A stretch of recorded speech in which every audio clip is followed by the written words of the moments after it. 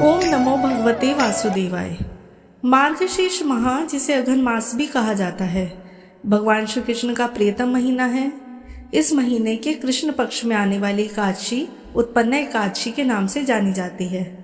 जैसे कि नाम से विदित है उत्पन्ना, तो इस दिन भगवान विष्णु के अंश से एक देवी उत्पन्न हुई जिन्होंने मुर दैत्य का संहार किया।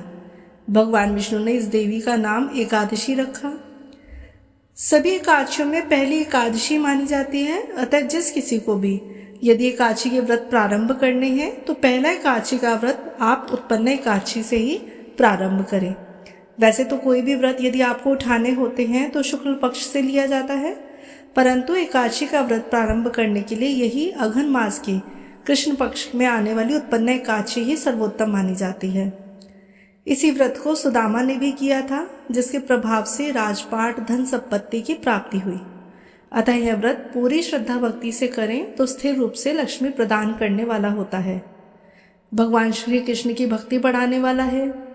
आइए अब जानते हैं कि उत्पन्न एकादशी किस तिथि को है, किस दिन इसका व्रत किया जाएगा, कौन से शुभ योग बन रहे हैं, साथ ही पूजा का शुभ मुहूर्त क्या रहेगा, पूजा विधि व पारण समय के बारे में पूर्ण रूप से जानकारी प्राप्त करते हैं। मार्गशीर्ष माह के कृष्ण पक्षी एकादशी तिथि का प्रारंभ 25 नवंबर को देर रात 1:01 से प्रारंभ होगा, जो 27 नवंबर को प्रातःकाल सुबह 3:47 पर समाप्त होगा। तो उदया तिथि को देखें तो एकादशी का व्रत 26 नवंबर दिन मंगलवार को है। यह व्रत ना दशमी तिथि युक्त है, ना ही द्वादशी तिथि युक्त है। अतः समार्थ वैष्णव या कोई भी संप्रदाय के इसी तिथि को एकादशी का व्रत करेंगे। 26 नवंबर को बुध ब्रह्म मुहूर्त रहेगा सुबह 5:05 से सुबह 5:59 तक। इस दिन अभिजीत मुहूर्त है 11:47 से 12:29 तक, तथा अमृत सर्वोत्तम मुहूर्त है 12:05 से दोपहर के 1:27 तक। इसके अलावा जो शुभ योग का निर्माण हो रहा है वो है प्रीति योग, जो प्रातः काल से लेकर दोपहर 2:14 तक रहेगा। प्रीति योग में भगवान की पूजा करना बहुत ही उत्तम माना जाता है, तो हो सके तो आप इसी शुभ मुहूर्त में भगवान विष्णु की पूजा करें।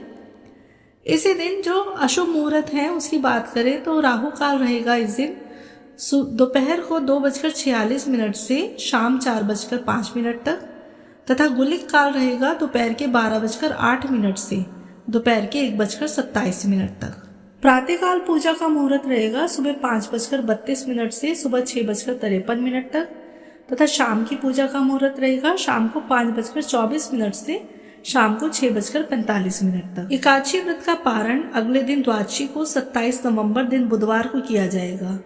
पारण हरिवासर के समय नहीं किया जाता और द्वादशी तिथि लगते ही हरिवासर का समय प्रारंभ हो जाता है, जो लगभग 5 से 6 घंटे तक रहता है। द्वादशी तिथि का प्रारंभ 27 नवंबर को सुबह 3:48 से लेकर 28 नवंबर सुबह 6:24 तक रहेगा। तो हरिवासर का समय देखा जाए तो सुबह से लेकर 10:26 तक 27 नवंबर को रहेगा। तो उसके बाद ही आप हरिवासर का जो है समय का ध्यान रखते हुए पारण करें। तो देखिए, वैसे तो हरिवासर का समय 10:26 पर समाप्त हो रहा है, तो आप उसके बाद पारण कर सकते हैं, लेकिन एकादशी व्रत का पारण शुभ मुहूर्त में ही करें तो ज़्यादा मंगलकारी रहेगा। तो दोपहर को 1:12 से लेकर दोपहर को 3:18 के बीच में यह शुभ मुहूर्त रहेगा। तो इस मुहूर्त के बीच में हो सके तो आप व्रत का पारण कर लें, नहीं तो यथासंभव ना हो पाए तो आप हरिवासर समाप्त होने के बाद भी जो है व्रत का पारण कर सकते हैं। एकादशी व्रत रखने के लिए इसका नियम दशमी तिथि से ही प्रारंभ कर लिया जाता है। दशमी तिथि को हो सके तो एक समय भोजन करें, सात्विक भोजन करें और शाम को भगवान विष्णु व माँ लक्ष्मी की पूजा करें, तुलसी माँ को दीपदान करें। इसके बाद एकादशी के दिन आप सुबह ब्रह्म मुहूर्त में उठकर स्नान के पश्चात स्वच्छ पीले वस्त्र धारण करें और सूर्य देव को जल जरूर चढ़ाएं, तुलसी माता को जल चढ़ाएं। ये देखिए, माना जाता है कि एकादशी के दिन तुलसी मैया को जल नहीं चढ़ाया जाता, तो ये एक भ्रांति ही है। एकादशी को तुलसी मैया को जल अवश्य चढ़ाएं। आप भगवान के सामने व्रत का संकल्प लें और प्रार्थना करें कि हे ईश्वर, मैं आपके निमित्त एकादशी का व्रत रखना चाहता हूँ या चाहती हूँ, तो मेरे इस व्रत को निर्विघ्न पूर्ण करें। अब एकादशी के दिन पूरी निष्ठा के साथ भगवान के समक्ष भगवान को जो है पंचामृत से स्नान कराएं, उन्हें लाल या पीले रंग के फूल अर्पित करें। मंगलवार का दिन है तो आप लाल रंग के पुष्प अर्पित करें जरूर। इस दिन भगवान को चंदन का तिलक करें, इत्र समर्पित करें और इस दिन मन, वचन व कर्म से किसी के लिए भी अशुद्ध भावना ना रखें, कलेश से बचें और भगवान को धूप दीप नैवेद्य से पूजा करें और ओम नमो भगवते वासुदेवाय की कम से कम 1 माला अवश्य जाप करें। विष्णु सहस्रनाम का पाठ करें, विष्णु चालीसा का पाठ करें, ज़्यादा से ज़्यादा भगवंत नाम उच्चारण करें। व्रत कथा का अवश्य पाठ करें व भगवान को भोग अर्पित करें। उसमें तुलसी दल जरूर रखें क्योंकि बिना तुलसी के भगवान को भोग अर्पित नहीं किया जाता। शाम की पूजा में भी भगवान विष्णु की कथा व आरती करें व भगवान को भोग अर्पित करें। अगले दिन द्वादशी के दिन आप चावल का भोग लगाएं।